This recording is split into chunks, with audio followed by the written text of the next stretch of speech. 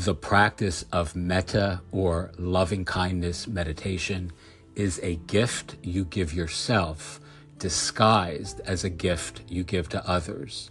Kindness and compassion without causes or conditions, writ large. Start small, think scale. Short moments, many times.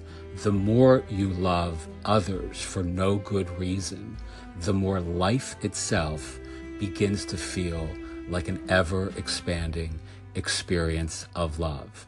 And it won't make you soft. It won't make you a pushover. Instead, it will actually make you wise in the only thing that matters at all.